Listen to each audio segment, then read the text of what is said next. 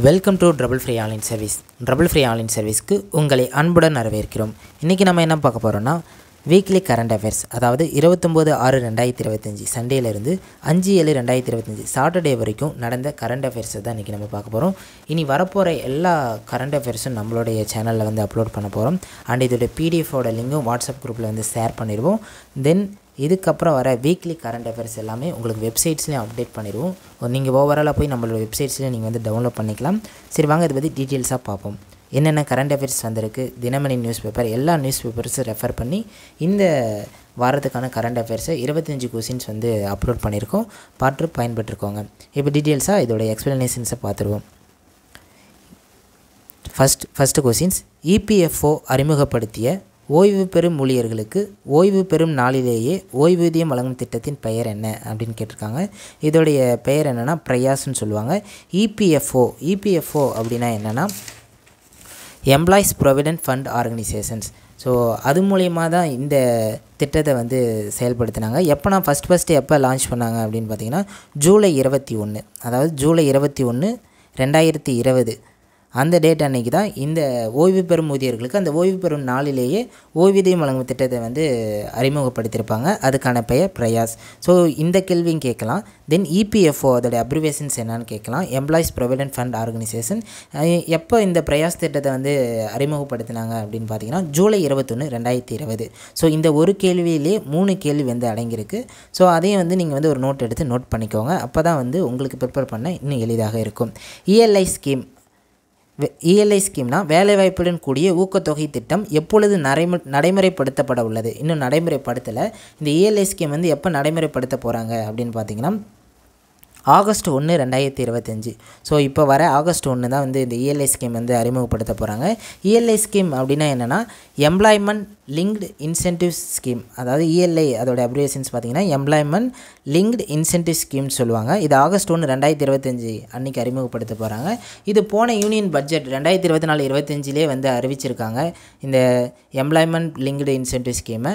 இது மூலயமா பார்த்தீங்கன்னா 4.1 கோடி இளைஞர்களுக்கு வந்து வேலைவாய்ப்பு வந்து கிடைக்கிறதுக்கான வாய்ப்புகள் இருக்குது. இதுக்கான மொத்தமான டோட்டல் பட்ஜெட் பார்த்திங்கன்னா 2 லட்சம் கோடி வந்து இந்த இஎல்ஐ ஸ்கீமுக்கு வந்து ஒதுக்கியிருக்காங்க.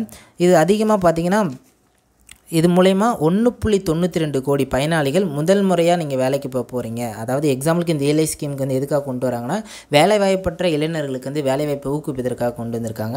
இப்போ வந்து நீங்கள் தான் இன்ன வரைக்கும் நீங்கள் வேலைக்கே போகலை, ஃபஸ்ட் டைம் வேலைக்கு போக போகிறீங்க அப்படின்னா இந்த திட்டத்தின் மூலயமா வந்து 1.92 crores, அதாவது 1.92 கோடி இளைஞர்களுக்கு வேலைவாய்ப்பு உருவாக்கும். இதுக்கான மினிமம் சேலரி 15,000 வந்து நிர்ணயிச்சிருக்காங்க. இதன் மூலயமா வந்து எம்ப்ளாயீஸும் வந்து பயன்பெறுவாங்க, எம்ப்ளாயர்ஸும் வந்து இது மூலயமா வேலைக்கு புதுசாக போகிறீங்க அப்படின்னா உங்களுக்கு வந்து பயன் இருக்குது, வேலை கொடுக்குறவங்களுக்கு பயன் இருக்கிறதா தெரிவிச்சிருக்காங்க.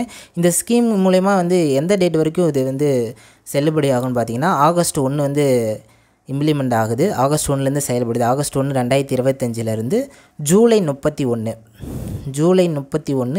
2027 இந்த பீரியட்ஸ்லேருந்து வேலைக்கு போகிறவங்களுக்கு வந்து இந்த ஸ்கீம் வந்து செல்லுபடியாகும் அப்படின்னு சொல்லியிருக்காங்க. ஸோ ஆகஸ்ட் 1 இதோட ஸ்கீம் இம்ப்ளிமெண்ட் ஆகுது. அடுத்து தேர்ட் கொஸ்டின்ஸ் பார்த்துருவோம். 2025 ஆண்டுக்கான தமிழர் தகைசால் விருது யாருக்கு வழங்கப்படுது உள்ளது? இந்த தமிழர் தகைசால் விருதுன்றது தமிழில் வந்து நல்லா ஆர்வமாக இருக்கவங்களுக்கு, தென் தமிழை மேம்படுத்துறதுக்காக உழைச்சவங்களுக்கு வந்து இந்த தமிழர் தகைசால் விருது வந்து தருவாங்க. ஸோ இது யார் இந்த இயருக்கு, அதாவது இந்த 2025 வந்து யாருக்கு வழங்கப்பட இருக்குன்னா பேராசிரியர் காதர் மொய்தீன் இவருக்கு தான் வந்து வழங்கப்பட இருக்குது. இதுக்கு பார்த்திங்கன்னா இதுக்கு முன்னாடி 2021, 22, 23, 24, 25 அதாவது மொத்தமாக இது வரைக்கும் பார்த்திங்கன்னா 5 years. இது வந்து 2021 தான் வந்து இந்த தமிழர் தகைசால் விருது வந்து அறிவிச்சிருப்பாங்க. 2021 யாருக்கு தந்திருப்பாங்கன்னா திரு நா. சங்கரையா இவருக்கு பார்த்திங்கன்னா 2021 வந்து இந்த தமிழர் தகைசால் விருதுன்றது கிடச்சிருக்கும். தென் 2022 பார்த்திங்கன்னா திரு ரா. நல்லக்கண்ணு இவருக்கு வந்து 2022 இந்த தகைசால் விருது, தமிழர் தகைசால் விருதை வாங்கியிருப்பார். 2023 திரு கி. வீரமணி அவர் வந்து வாங்கியிருப்பார். 2023 திரு கி. வீரமணி இவருக்கு வந்து இந்த தமிழர் தகைசால் விருதில் வந்து தந்திருப்பாங்க. 2024 முனைவர் குமரி ஆனந்தன் இந்த ஃபஸ்ட்டில் இருக்க ஆப்ஷன்ஸ், அதாவது முனைவர் குமரி அனந்தனுக்கு 2024 இவருக்கு தமிழர் தகைசால் விருது வந்து அளிச்சிருப்பாங்க. தென் அடுத்த கொஸ்டின்ஸ் போயிடுவோம். தற்போதைய சர்வதேச ஒலிம்பிக் கமிட்டியின் தலைவர், அதாவது இப்போ 2025 சர்வதேச ஒலிம்பிக் கமிட்டியின் தலைவராக யார் இருக்காங்க அப்படின்னு கேட்டிருக்காங்க. இதுக்கான ஆன்சர்ஸ் பார்த்தீங்கன்னா கிறிஸ்டி கோவென்ட்ரி. ஆப்ஷன் ஏ தான் சரியான பதில். கிறிஸ்டி கோவென்ட்ரி தான் தற்போதைய சர்வதேச ஒலிம்பிக் கமிட்டியின் தலைவராக இருக்காங்க. இதுக்கு முன்னாடி இவங்க வந்து பார்த்திங்கன்னா ஆப்பிரிக்காவில் இருக்க ஜிம்பாப்வே இவங்களுடைய நேட்டிவ். தென் இதற்கு முன்னாடி யார் இருந்தாங்கன்னா தாமஸ் பாக், அவங்க தான் வந்து இதுக்கு முன்னாடி வந்து ஒலிம்பிக் கமிட்டியின் தலைவராக இருந்தாங்க. அதாவது செகண்ட் ஆப்ஷன்ஸில் இருக்க தாமஸ் பாக் தான் ஒலிம்பிக் கமிட்டியின் தலைவராக இருந்தாங்க. அவங்க வந்து பார்த்திங்கன்னா ஜெர்மனி நாட்டை சேர்ந்தவங்க. அவங்க வந்து ரிலீவ் ஆனனால இப்போ இவங்களை வந்து தேர்ந்தெடுத்திருக்காங்க, கிறிஸ்டி கோவென்ட்ரி. அடுத்து 5th கொஸ்டின்ஸ் பார்த்துருவோம். சர்வதேச யோகா தினம் எப்பொழுது கொண்டாடப்படுகிறது அப்படின்னா ஜூன் 21. ஜூன் 21 தான் நம்ம வந்து சர்வதேச யோகா தினமாக கொண்டாடுறோம். இந்த சர்வதேச யோகா தினம் வந்து எப்போ வந்து ஐநா சபையால் அங்கீகரிக்கப்படுது அப்படின்னா 2014 தான் வந்து இதை சர்வதேச யோகா தினமாக அறிவிக்கிறாங்க, ஜூன் 21 அன்னைக்கு. ஸோ ஆப்ஷன் ஏ தான் இதுக்கு சரியான பதில். தென் 6th கொஸ்டின். தமிழ்நாட்டில் அனைத்து மாவட்டங்களிலும் தேசிய புகையிலை கட்டுப்பாட்டு திட்டம் எப்பொழுது செயல்படுத்தப்பட்டது அப்படின்னு கேட்குறாங்க. அதாவது தமிழ்நாட்டில் அனைத்து மாவட்டம் எல்லா டிஸ்ட்ரிக்டிலும் தேசிய புகையிலை கட்டுப்பாட்டு திட்டம் எப்பொழுது செயல்படுத்தப்பட்டது அப்படின்னு பார்த்தீங்கன்னா ஆப்ஷன் ஏ 2004, 2005, 2006, 2007 இருக்குது. இதுக்கு சரியான பதில் ஆப்ஷன் டி 2007 தான் சரியான பதில். ஸோ 2007 தான் தமிழ்நாட்டில் எல்லா டிஸ்ட்ரிக்ட்லையும் வந்து புகையிலை கட்டுப்பாட்டு திட்டம்ன்றது கொண்டு வரப்பட்டது. எப்போனா 11வது ஐந்தாண்டு திட்டத்தில் வந்து கொண்டு வந்திருப்பாங்க. ஃபஸ்ட்டு பார்த்தீங்கன்னா 2007 11வது ஐந்தாண்டு திட்டத்து மூலிமா இதோடைய ஸ்கீம் வந்து கொண்டு வந்திருப்பாங்க. இங்கிலீஷில் சொல்லணும்னா என்டிசிபின்னு சொல்லுவாங்க. அதாவது என்டிசிபி, நேஷ்னல் டொபாக்கோ கண்ட்ரோல் ப்ரோக்ராம்னு சொல்லுவாங்க. ஸோ இதோடைய அப்ரிவேஷன்ஸ் என்னான்னு கூட அவங்க கேட்கலாம், நேஷ்னல் டொபாக்கோ கண்ட்ரோல் ப்ரோக்ராம். தென் வந்து 2007 11th 5 இயர் பிளானில் தான் இவங்க வந்து கொண்டு வருவாங்க. தென் இது மூலமா வந்து என்னென்னா சிஓடிபின்னு சொல்லுவாங்க, சிஓடிபி ஆக்ட், அதாவது cigarettes and other tobacco products act, cigarettes and other tobacco products, புகையிலை மற்றும் புகையிலை சார்ந்த பொருட்களை தடை செய்தல் சட்டம் 2003 வந்து கொண்டு வந்திருப்பாங்க. அந்த ஆக்டை உறுதிப்படுத்துறதுக்காக 2007 தமிழ்நாட்டில் இருக்க எல்லா மாவட்டத்திலும் தேசிய புகையிலை கட்டுப்பாட்டு திட்டம், பொது இடங்களில் புகைப்பிடிக்கக்கூடாது, இந்தமாரி திட்டத்தை வந்து கொண்டு வந்தாங்க. அடுத்து 7th கொஸ்டின்ஸ் போயிடலாம். உலகிலேயே முதன்முறையாக முழுவதுமாக மின்சாரத்தில் இயங்கக்கூடிய பயணிகள் விமானம் எந்த நிறுவனத்தால் தயாரிக்கப்பட்டது? அதாவது முழுசாகவே பார்த்திங்கன்னா அந்த பயணிகள் விமானம் வந்து மின்சாரத்தால், அதாவது எலக்ட்ரிக் மூலமா தயாரிச்சிருப்பாங்க. அது எந்த நிறுவனம்னு கேட்டிருக்காங்க. என்ன பீட்டா டெக்னாலஜிஸ் நிறுவனம் தான் ஃபுல் அண்ட் ஃபுல் பார்த்திங்கன்னா எலக்ட்ரிக்கலாலே வந்து தயாரிச்சிருப்பாங்க. இது வந்து 130 கிலோமீட்டர் போகிறதுக்கு வெறும் 700 ரூபாய் தான் இதுக்கு வந்து செலவாச்சுன்னு சொல்கிறாங்க, அதாவது ரன் பண்ணுறதுக்கு. இதோடைய பேர் என்னென்னா ஆலியா CX-30. இந்த விமானத்தை பீட்டா டெக்னாலஜிஸ் நிறுவனம் தயாரித்த அந்த விமானத்தை பேர் என்னென்னா ஆலியா CX-300. இதுதான் இதோடைய நேமு. அமெரிக்க நிறுவனம் தான் இது வந்து தயாரிச்சிருக்கு. தென் 8th கொஸ்டின்ஸ்க்கு போயிடலாம். பின்வருவனவற்றில் யார் 2029 விண்வெளியில் பயணம் செய்ய தேர்ந்தெடுக்கப்பட்டுள்ளார்? 2029 வந்து விண்வெளியில் பயணம் செய்ய யார் தேர்ந்தெடுக்காங்கன்னா ஆந்திராவை சேர்ந்த ஜானவி தங்கேட்டி, இவங்க தான் வந்து தேர்ந்தெடுத்திருக்காங்க. இவங்களுக்கு இப்போ வயசு பார்த்திங்கன்னா 23 வயசு ஆகுது. தென் 9th கொஸ்டின்ஸ் போயிடலாம். தேசிய மருத்துவர் தினம் எப்பொழுது? தேசிய மருத்துவர் தினம் பார்த்திங்கன்னா ஜூலை 1 தான் வந்து தேசிய மருத்துவர் தினமாக கொண்டாடுறோம். ஏன் கொண்டாடுறோன்னா மேற்கு வங்கத்தில் இருக்க டாக்டர் பிதான் சந்திர ராய், அதை நோட் பண்ணிக்கோங்க, டாக்டர் பிதான் சந்திர ராய் அவருடைய பர்த்டேவை தான் நம்ம வந்து தேசிய மருத்துவ தினமாக வந்து நம்ம கொண்டாடிட்டு இருக்கோம். அவர் வந்து முன்னாள் முதலமைச்சர் மேற்கு வங்கத்தில். ஸோ டாக்டரும் கூட. இது எப்போ ஃபஸ்ட்டு வந்து நம்ம வந்து இந்த தேசிய மருத்துவ தினமாக கொண்டாடுறோம் அப்படின்னு பார்த்திங்கன்னா 1991. ஸோ 1991 ஜூலை 1 தான் வந்து நம்ம தேசிய மருத்துவ தினமாக கொண்டாடுறோம். யாருடைய பிறந்த நாள்னா பிதான் சந்திர ராய், அவருடைய பிறந்த தினத்தை தான் நம்ம தேசிய மருத்துவ தினமாக கொண்டாடுறோம். ஸோ இந்த ஒரு கொஸ்டின்ஸ்லேயே 3 கொஸ்டின்ஸ் இருக்குது. ஸோ நீங்கள் நோட் பண்ணிட்டீங்கன்னா உங்களுக்கு இன்னும் கொஞ்சம் எளிதாக இருக்கும். ஜூலை 1 1991 தான் ஃபஸ்ட்டு கொண்டாடுறோம். யாருடைய பிறந்த தினத்தை வந்து நம்ம தேசிய மருத்துவ தினமாக கொண்டாடுறோம்னா டாக்டர் பிதான் சந்திர ராய். ஸோ 3 கொஸ்டின்ஸ் வந்து உங்களுக்கு வந்து கவர் ஆயிரும். 10th கொஸ்டின்ஸ் போயிடும். உலகிலேயே மிக உயரமான ரயில் பாலம் எதுன்னு கேட்டிருக்காங்க. செனா பாலம். இது பார்த்திங்கன்னா ஜம்மு காஷ்மீரில் இருக்குது. இப்போ ரீசெண்டாக தான் ஓப்பன் பண்ணாங்க. எப்போ ஓப்பன் பண்ணாங்கன்னா ஜூன் 6, 2025. ஸோ இது வந்து பார்த்திங்கன்னா ஜம்மு காஷ்மீரில் ரியாசின்ற ஒரு மாவட்டத்தில் தான் இது வந்து இந்த உலகத்திலே மிக உயரமான இந்த பாலம் வந்து இருக்குது. இதோட நீளம் பார்த்திங்கன்னா 1315 மீட்டர். இந்த செனாப் ஆற்றுல தான் இதோடைய பாலத்தை கட்டியிருப்பாங்க. அதனால தான் செனாப் பாலம்னு பேர் வந்துச்சு. இது செனாப் ஆற்று பகுதியிலேருந்து இதோடைய உயரம் பார்த்திங்கன்னா 359 மீட்டர் உயரம் கொண்டது. ஸோ உலகத்திலே இதுதான் மிக உயரமான ரயில் பாலம்னு சொல்கிறாங்க. செனாப் பாலம் எதுனா செனாப் பாலம். 11th கொஸ்டின்ஸ் போயிடுவோம். 2025ஆம் ஆண்டு யோகா தினத்திற்கான கருப்பொருள். இந்த 2025க்கான யோகா தினத்திற்கான கருப்பொருள் என்னன்னு கேட்டிருக்காங்க. ஸோ ஒவ்வொருனுக்கும் ஒவ்வொரு தீம் வைப்பாங்க. ஸோ 2025க்கான தீம் என்னன்னு கேட்டிருக்காங்க. ஒரே பூமி ஒரே ஆரோக்கியம். இதுதான் 2025க்கான கருப்பொருளை அவங்க வந்து கொடுத்துருக்காங்க.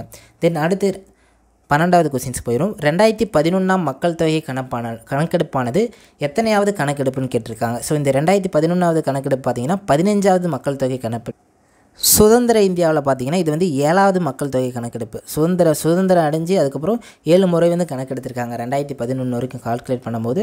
ஸோ ஓவராலாக பார்க்கும்போது 2011ஆம் மக்கள் தொகை கணக்கெடுப்பானது 15வது கணக்கெடுப்பு. ஃபஸ்ட்டு பார்த்திங்கன்னா இந்தியாவில் எப்போ வந்து மக்கள் தொகை கணக்கெடுப்பு நடத்துகிறாங்க அப்படின்னு பார்த்திங்கன்னா 1872ஆம் ஆண்டு தான் ஃபஸ்ட்டு இந்தியாவில் வந்து மக்கள் தொகை கணக்கெடுப்பு வந்து நடத்தியிருப்பாங்க. ஸோ எப்போ 10 வருஷத்துக்கு ஒரு வாட்டி வந்து மக்கள் தொகை கணக்கெடுப்பு நடத்தணும் அப்படின்னு சொல்கிறாங்க. எந்த இயர்லேருந்து 10 வருடத்திற்கு ஒரு முறை வந்து மக்கள் தொகை கணக்கெடுப்பு நடத்தணும் அப்படின்னு பார்த்தீங்கன்னா 1881ஆம் ஆண்டுலேருந்து ஒவ்வொரு 10 வருஷத்துக்கும் வந்து மக்கள் தொகை கணக்கெடுப்பு நடத்தணும் அப்படின்னு சொல்லியிருக்காங்க. ஸோ ஆக்சுவலி 2011 நடந்த கணக்கெடுப்பு 2021 வந்து நடக்கணும். ஸோ கொரோனா காரணம் அந்த ரீசன்ஸ்னால வந்து நடக்கலை. மறுபடியும் இப்போ 2027 மக்கள் தொகை கணக்கெடுப்புன்றது நடக்க இருக்குது. தென் அடுத்த கொஸ்டின்ஸ்க்கு போயிடுவோம். தேசிய மஞ்சள் வாரியத்தின் தலைமையகம் எங்கு அமைந்துள்ளது? 13வது கொஸ்டின். தேசிய மஞ்சள் வாரியத்தின் தலைமையகம் எங்கு அமைந்துள்ளது அப்படின்னு பார்த்தீங்கன்னா நிஜாமாபாத். ஸோ நிஜாமாபாத்தில் தான் இதோடைய தேசிய மஞ்சள் வாரியத்தின் தலைமையகம் அமைந்துள்ளது. எங்கே இருக்குன்னா தெலுங்கானா ஸ்டேட்டில் தான் இதோடைய தலைமையகம் இருக்குது. இங்கிலீஷில் சொல்லணும்னா நேஷ்னல் டியூமரிக் ப்யூரோ, அதாவது NTPன்னு சொல்லுவாங்க. இது எப்போ ஓப்பன் பண்ணாங்க, தொடங்கப்பட்டது அப்படின்னா ஜனவரி 14, 2025. இந்த கொஸ்டின்ஸும் கேட்கலாம். தேசிய மஞ்சள் வாரியத்தின் தலைமையகம் இங்கே இருக்குன்னா நிஜாமாபாத். ஜனவரி 14, 2025 தான் தொடங்கி வைக்கிறாங்க. மத்திய வர்த்தக மற்றும் தொழில்துறை அமைச்சர் வந்து இதை வந்து திறந்து வச்சிருக்காரு. யாருன்னா பியூஷ் கோயல். இதோடைய முதல் தலைவர் யாருன்னா பல்லே கங்கா ரெட்டி. இந்த மத்திய மஞ்சள் வாரியத்தின் முதல் தலைவர் என்ன பல்லே கங்கா ரெட்டி. நோட் பண்ணிக்கோங்க, பல்லே கங்கா ரெட்டி தான் இதோடைய முதல் தலைவர். தென் அடுத்த கொஸ்டின்ஸ் போயிடுவோம். 2024ஆம் ஆண்டின் பிராண்ட் ஃபைனான்ஸ் கணக்கெடுப்பின்படி உணவு நிறுவனங்களின் தரவரிசை பட்டியலில் முதலிடத்தில் இருப்பது எதுன்னு கேட்டிருக்காங்க. அதாவது 2024 பார்த்திங்கன்னா பிராண்ட் ஃபைனான்ஸுன்ற இது வந்து கணக்கெடுப்பு எடுத்திருக்காங்க. அதில் உணவு நிறுவனங்கள் தரவரிசை பட்டியலில் எது இருக்குன்னா அமுல் தான் வந்து முதல் இடத்துல இருக்குது. டேஸ்ட் ஆஃப் இந்தியான்னு சொல்லுவோம் அமுலை வந்து. Anand milk union limited. Taste of India எதுன்னு கேட்டாலும் அமுல் தான் அதுக்கான ஆன்சர், சரியான பதில். 1946ஆம் ஆண்டு தான் அமுல் வந்து நிறுவனாங்க. டிசம்பர் 14ஆம் தேதி 1946ஆம் ஆண்டு டிசம்பர் 14ஆம் தேதி வந்து நிறுவுறாங்க. இந்த அமுல் எங்கே இருக்குன்னா ஆனந்த், அதாவது குஜராத்தில் இருக்க ஆனந்த்ன்ற பிளேஸில் தான் அமுல் வந்து இருக்குது. சரிங்களா? அடுத்து 15வது கொஸ்டின் போயிடுவோம். அக்னிபாத் திட்டம் எப்பொழுது அறிமுகம் செய்யப்பட்டது? அக்னிபாத் திட்டம் எப்பொழுது அறிமுகம் செய்யப்பட்டதுன்னு கேட்டிருக்காங்க. இது அக்னிபாத்னு பார்த்தீங்கன்னா இராணுவத்தில் வந்து 4 இயர்ஸ் வந்து ஒர்க் பண்ணுவாங்க. அதுக்கப்புறம் வந்து வெளியே வந்துடலாம். இப்போ அதுக்கு வந்து நியூவாக கொண்டு வந்திருக்காங்க. என்னென்னா நல்லா பணியாற்றுற 25% வீரர்கள் வந்து மேலும் வந்து ஒரு 10 வருஷம் வந்து நீங்கள் வந்து 15 வருஷம் நீங்கள் வந்து முப்படைகளில் நீங்கள் பணியாற்றிக்கலாம் அப்படின்னு தெரிவிச்சிருக்காங்க. ஸோ ஒரு ஃபஸ்ட்டு இந்த அக்னிபாத் திட்டம் எப்பொழுது அறிமுகம் செய்யப்பட்டது அப்படின்னா ஜூன் 14, 2022 அன்றைக்கி தான் அறிமுகம் செய்கிறாங்க. பிரதிபா சேது திட்டம் என்பது 16வது கொஸ்டின். பிரதிபா சேது திட்டம் என்பது என்னன்னு கேட்குறாங்க. இதுக்கு சரியான பதில் என்னென்னா UPSC, அதாவது மத்திய அரசு தேர்வுகளில் இறுதித் தேர்வு வரை சென்று வெற்றி பெறாத மாணவர்களை அடையாளம் கண்டு தனியார் துறை வேலைக்கு தேர்வு செய்ய உதவுகிறது. அதாவது UPSC எக்ஸாம்ஸில் ப்ரிலிம்ஸு, மெயின்ஸு, தென் இன்டர்வியூ வரைக்கும் போயிட்டு அவங்களால கிளியர் பண்ண முடியாமல் இருக்க, அதாவது இன்டர்வியூ ஸ்டேஜ் வரைக்கும் போயிட்டு இறுதித் தேர்வு வரைக்கும் போயிட்டு கிளியர் பண்ணாமல் இருக்கவங்களுக்கு மற்ற தனியார் துறை நிறுவனங்களுக்கு நல்லா டாப் கம்பெனிஸில் வேலை பெற உதவுறதுக்காக உருவாக்கப்பட்டது தான் இந்த பிரதிபா சேது திட்டம். 17வது கொஸ்டின். நாட்டிலேயே முதல் முறையாக மின்னணு வழியில் ஸ்மார்ட் போன் மூலம் வாக்களிக்கும் முறையை அறிமுகம் செய்துள்ள மாநில தேர்தல் ஆணையம் எது? ஸோ நம்ம இந்தியாவிலே பார்த்தீங்கன்னா ஃபஸ்ட்டு ஓட்டிங் சிஸ்டம் அறிமுகப்படுத்திய தேர்தல் ஆணையம் எதுனா பீகார். ஸோ பீகாரில் தான் ஃபஸ்ட்டு அறிமுகப்படுத்துகிறாங்க. இந்த மின்னணு தேர்தல் வந்து பார்த்திங்கன்னா இந்த ஓட்டிங் சிஸ்டம் வந்து CDACன்ற ஏஜென்சி தான் அந்த ஆப் மூலம் அவங்க தான் வந்து தயாரிச்சிருக்காங்க. CDACனா centre for development of advance கம்ப்யூட்டின்னு சொல்லுவாங்க. அவங்க மூலியமாக தான் இந்த ஆப் வந்து தயாரிச்சிருக்காங்க. அந்த ஆப் நேம் என்னென்னா SECPHR, செக் பீகார். அதாவது பீகாருக்கு பதிலாக பிஹெச்ஆர்னு வச்சுருக்காங்க. SEC பிஹெச்ஆர் இதுதான் இதோட ஆப் நேம். இந்த ஆப் நேமில் போய் இந்த ஆப்பை டவுன்லோட் பண்ணிட்டு அதில் போய் வந்து ஓட்டிங் போய் பண்ணிக்கலாம். இந்த ஓட்டிங் வந்து எல்லாருக்குமே நடைமுறைக்கு கொண்டு வரல. யாருன்னா கர்ப்பிணி பெண்கள், தென் சீனியர் சிட்டிசன்ஸ், தென் வந்து ஊனமுற்றோர், இவங்க மட்டும் ஓட்டு அளிச்சிருக்கலாம் அப்படின்னு வந்து தெரிவிச்சிருக்காங்க. 17வது கொஸ்டின்ஸ் இதுதான். ஸோ இதுக்கு சரியான பதில் பீகார் மாநிலம். தென் 18வது கொஸ்டின், தேசிய புள்ளியியல் தினம் எப்பொழுது கொண்டாடப்படுகிறது அப்படின்னு கேட்டிருக்காங்க. தேசிய புள்ளியியல் தினம் எப்பொழுது கொண்டாடப்படுகிறதுனா ஜூன் 29 தான் தேசிய புள்ளியியல் தினம்னு வந்து சொல்லுவாங்க. தென் இந்திய புள்ளி விவரங்களின் தந்தைன்னு யாரை சொல்லுவோன்னா, இதுக்கு சரியான பதில் ஆப்ஷன் டி, அதாவது பிரசாந்த் சந்திர மைலனோபிஸ். இந்த லாஸ்ட் ஆப்ஷன் தான் இதுக்கு சரியான பதில். இந்திய புள்ளி விவரங்களின் தந்தைன்னு சொல்லுவாங்க. இதை வந்து எப்போலேருந்து நம்ம இந்த தேசிய புள்ளியியல் தினத்தை வந்து கொண்டாடுறோம் அப்படின்னு பார்த்திங்கன்னா 2007. ஸோ 2007 தான் தேசிய புள்ளியியல் தினம். 2007 ஜூன் 29 அந்த டேட்டில் இருந்தால் நம்ம தேசிய புள்ளியியல் தினத்தை வந்து கொண்டாடிட்டு இருக்கோம். இந்த இந்திய புள்ளி விவரங்களின் தந்தை யாருன்னா பிரசாந்த் சந்திர மைலனோபிஸ். இவர் பார்த்திங்கன்னா ஒரு ஸ்டாட்டிஸ்டிக்ஸ் இன்ஸ்டியூட் வந்து நிறுவியிருக்காரு. எங்கன்னா கொல்கத்தாவில் 1931 வந்து இவர் நிறுவியிருப்பார். யாருன்னா இந்திய புள்ளி விவரங்களின் தந்தை 1931 டிசம்பர் மந்தில் கொல்கத்தாவில் இந்திய புள்ளியியல் நிறுவனத்தை தொடங்கியிருப்பார். எங்கன்னா கொல்கத்தாவில். அதை நோட் பண்ணி வச்சுக்கோங்க. இது வந்து ஒரு முக்கியமான கொஸ்டின். இதில் 2 விதமான கொஸ்டின்ஸ் வந்து உங்களுக்கு வரும். இது வந்து தேசிய புள்ளியியல் தினம், தென் வேர்ல்டு ஸ்டாட்டிஸ்டிக்ஸ் டேன்னு சொல்லுவாங்க. உலக புள்ளியியல் தினம் வந்து எப்போன்னா அக்டோபர் 20 2020 அப்போ தான் ஐநா சபை வந்து அறிவிச்சிருப்பாங்க உலக புள்ளியியல் தினமாக. தேசிய புள்ளியியல் தினம் நேஷ்னல் ஸ்டாட்டிஸ்டிக்ஸ் டேன்றது ஜூன் 29 2007 வந்து அறிவிச்சிருப்பாங்க.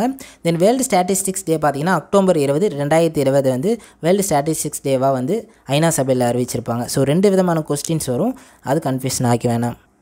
20th கொஸ்டின், பின்வருவனற்றில் எவை 2025 தேசிய விளையாட்டுக் கொள்கையின் முக்கிய அம்சங்களில் சரியானது அப்படின்னு கேட்டிருக்காங்க. ஆப்ஷன் ஏ, தேசிய நோக்கங்களுடன் இணக்கமாக தங்கள் சொந்த கொள்கைகளை திருத்த, வடிவமைக்க, ஊக்குவிக்க மாநிலங்கள் மற்றும் யூனியன் பிரதேசங்களுக்கு ஒரு முன்மாதிரியாக செயல்படுதல். செகண்ட் ஆப்ஷன், பள்ளி பாடத்திட்டத்தில் விளையாட்டுகளை ஒருங்கிணைத்தல். தேர்ட் ஆப்ஷன், பயிற்சியாளர்கள், தொழில்நுட்ப அதிகாரிகள் மற்றும் துணை ஊழியர்கள் உள்ளிட்ட விளையாட்டு வீரர்களுக்கு பயிற்சி அளித்து மேம்படுத்தவும். ஃபோர்த் ஆப்ஷன், விளையாட்டு சுற்றுலாவை ஊக்குவித்தல் மற்றும் முக்கிய சர்வதேச நிகழ்வுகளை இந்தியாவிற்கு ஈர்த்தல். இது சரியான ஆன்சர் என்னென்னா அனைத்தும். ஸோ இல்லை எல்லா ஆன்சர்ஸும் வந்து சரியான பதில் தான். இந்த தேசிய விளையாட்டுக் கொள்கை பார்த்திங்கன்னா 2001 வந்து அமெண்ட் பண்ணியிருப்பாங்க. இப்போ வந்து 2025 புதுப்பிக்க போகிறாங்க. ஸோ இதில் இந்த அம்சம்லாம் இடம்பெற்றிருக்கு, நிறைய அம்சங்கள் இருக்குது. இதில் எல்லாமே சரியான பதில் தான். ஸோ இதில் தேசிய விளையாட்டுக் கொள்கை மாற்றம் வந்து 2025 அதோட பாலிசி வந்து மாற்ற போகிறாங்க. சரிங்களா? 21th கொஸ்டின்ஸ், 2025 ஆயுஷ் பல்கலைக்கழகம் எங்கு நிறுவப்பட்டது? ஆயுஷ் யூனிவர்சிட்டி வந்து நிறுவியிருக்காங்க. ஸோ இந்தியாவில் எந்த இடத்துல நிறுவியிருக்காங்க அப்படின்னு வந்து கேட்டிருக்காங்க. இதுக்கு சரியான பதில் பார்த்திங்கன்னா உத்தரப்பிரதேசம். Option D Uttar Pradesh. உத்தரப்பிரதேசத்தில் கோரக்பூர்ன்ற இடத்துல தான் இந்த ஆயுஷ் யூனிவர்சிட்டி வந்து நிறுவியிருப்பாங்க. ஸோ திரௌபதி முர்மு அவங்க வந்து இதோடைய ஜூலை 1 2025. ஸோ எந்த மந்த்னா ஜூலை 1 இப்போ தான் வந்து தொடங்கி வச்சுருப்பாங்க. ஸோ நிறுவப்பட்ட இடம் உத்தரப்பிரதேசத்தில் இருக்க கோரக்பூர்ன்ற இடத்துல தான் வந்து இதோடைய ஆயுஷ் யூனிவர்சிட்டி வந்து நிறுவியிருக்காங்க. சரிங்களா? அடுத்த கொஸ்டின்ஸ் 22 கொஸ்டின்ஸ் போயிடலாம். டிஜிட்டல் இந்தியா திட்டம் தொடங்கப்பட்ட ஆண்டு 2015 ஜூலை 1 வந்து தொடங்கியிருப்பாங்க. ஸோ 2015 ஜூலை 1 வந்து தொடங்கியிருப்பாங்க. ஸோ அப்போடைய பயனாளர்கள் பார்த்திங்கன்னா ஒரு 25 கோடி மக்கள் தான் இருந்தாங்க. இது டிஜிட்டல் இந்தியா வந்தவாட்டி இணையதளத்தை யூஸ் பண்ணுறவங்க 97 கோடி மக்களாக வந்து வந்திருக்காங்க அப்படின்னு வந்து பிரதமர் மோடி வந்து இப்போ இந்த 10 ஆண்டுகள் நிறைவை ஒட்டி வந்து ஸ்பீச் கொடுத்துருப்பாரு. ஸோ ஜூலை 1 2015 தான் டிஜிட்டல் இந்தியா திட்டம் தொடங்கப்பட்டது. அடுத்து 23வது கொஸ்டின்ஸ், பின்வருவனற்றில் எவை குவாட் அமைப்பில் உறுப்பினர் நாடுகளாக உள்ளன? இந்த குவாட் அமைப்பில் எந்த நாடு வந்து உறுப்பினர்களாக இருக்குது அப்படின்னு வந்து கேட்டிருக்காங்க. ஆப்ஷன்ஸ் வந்து 4 ஆப்ஷன்ஸ் இருக்குது. எந்த நாடுனா option C, India, Japan, Australia, America. இந்த 4 நாடுகள் தான் குவாட் அமைப்பில் பார்த்தீங்கன்னா உறுப்பினர்களாக இருக்குது. இது எப்போனா 2007 தான் இந்த குவாட் அமைப்பு வந்து உருவாக்குறாங்க. அப்போ வந்து ஜப்பானோட பிரதமராக இருந்த ஷின்சோ அபே அவர் தலைமையில் தான் இந்த குவாட் அமைப்பு வந்து உருவாக்கியிருப்பாங்க. ஷின்சோ அபே அவருடைய தலைமையில் இந்த குவாட் அமைப்பு உருவாகியிருக்கும். ஆஸ்திரேலியா அப்போதைய பிரதமர் யாருன்னா ஜான் ஹோவர்ட். இந்தியாவில் மன்மோகன் சிங் வந்து பிரதமராக இருந்தார். அமெரிக்காவோட துணைத் தலைவர் டிக் செனி. இவங்க 4 நாடுகளும் உறுப்பினர் நாடுகளாக இந்த குவாட் அமைப்பில் இருக்குது. இந்தியாவின் மிகப்பெரிய நகர்ப்புற கூட்டுறவு வங்கி எது? ஸோ 24வது கொஸ்டின். இந்தியாவின் மிகப்பெரிய நகர்ப்புற கூட்டுறவு வங்கி எதுனா சரஸ்வத் கூட்டுறவு வங்கி. ஆப்ஷன் ஏ தான் இது வந்து சரியான பதில். இந்தியாவின் மிகப்பெரிய நகர்ப்புற கூட்டுறவு வங்கி சரஸ்வத் கூட்டுறவு வங்கி. எப்போனா 1918ஆம் ஆண்டு வந்து இது வந்து நிறுவுறாங்க.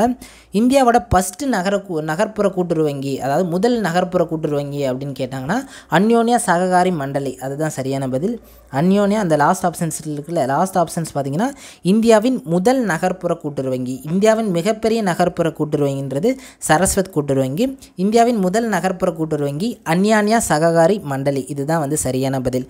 அடுத்து 25வது கொஸ்டின்ஸ், லாஸ்ட் கொஸ்டின்ஸ் பார்த்துருவோம். என்பிசிஐ என்பதன் விரிவாக்கம் என்ன அப்படின்னு கேட்டிருக்காங்க. இதுக்கு சரியான பதில் national payments corporations of India. Option B தான் வந்து சரியான பதில். என்பிசிஏ என்பதன் விரிவாக்கம் national payments corporations of India. இதோடைய பிடிஎஃபோட லிங்க் வந்து கீழே டிஸ்கிரிப்ஷனில் கொடுக்குறோம், டெவலப் பண்ணிக்கோங்க. வாட்ஸ்அப் குரூப்லேயும் ஷேர் பண்ணுவோம். தென் நம்மளுடைய வெப்சைட்ஸில் வந்து நாங்கள் வந்து உங்களுக்கு ஷேர் பண்ணுவோம். சோஷியல் மீடியா பேஜஸோட லிங்க் வந்து அந்த பிடிஎஃப்லேயே கொடுத்துருக்கோம். தென் இந்த WhatsApp link, then Telegram, YouTube channel, website link எல்லாத்துலேயுமே நம்மளுடைய இந்த கரண்ட் அஃபேர்ஸ் வந்து அப்லோட் பண்ணுவோம். நம்மளோட ட்ரபிள் ஃப்ரீ ஆன்லைன் சர்வீஸ் மூலிமா இனி வரப்போகிற எல்லா கரண்ட் அஃபேர்ஸும் வந்து அப்லோட் பண்ண போகிறோம். தென் கவர்மெண்ட் ஜாப், என்னென்ன கவர்மெண்ட் ஜாப் அப்டேட்ஸ் வருது அதையும் வந்து நாங்கள் உங்களுக்கு அறிமுகப்படுத்திடுவோம். என்னென்ன வருதுன்னு அறிவிச்சிருவோம். அதுக்கான அப்ளிகேஷன்ஸ் நீங்கள் வந்து கம்ப்யூட்டர் சென்டர் போய் வந்து அப்ளை பண்ணுவீங்க. அதையும் நீங்கள் கம்ப்யூட்டர் சென்டரே போகாமல் வீட்டிலே இருந்துட்டு நம்மளோட ட்ரபிள் ஃப்ரீ ஆன்லைன் சர்வீஸ் மூலிமாவே வாட்ஸ்அப்பில் உங்களை டாக்குமெண்ட்ஸ் சென்ட் பண்ணுறது மூலிமா மிக குறைவான கட்டணத்தில் விண்ணப்பிச்சிக்கலாம். நம்மளுடைய ட்ரபிள் ஃப்ரீ ஆன்லைன் சர்வீஸ் மூலிமா மிக குறைவான கட்டணத்தில் அப்ளை பண்ணி தரோம். தென் மல்டி சர்வீசஸ் வந்து நம்ம கொடுத்துட்ருக்கோம். அது இல்லாமல் கோஆப்ரேட்டிவ் பேங்க் எக்ஸாமுக்கான டெஸ்ட் சீரியஸ் எல்லாமே வழங்கிட்டுருக்கோம். இது போன்ற தகவலை தெரிஞ்சுக்கிறதுக்கு நம்மளோட ட்ரபிள் ஃப்ரீ ஆன்லைன் சர்வீஸை சப்ஸ்கிரைப் பண்ணி பெல் பட்டன் ஆல்ரெடி கிளிக் பண்ணி வச்சுக்கோங்க. நன்றி, வணக்கம்.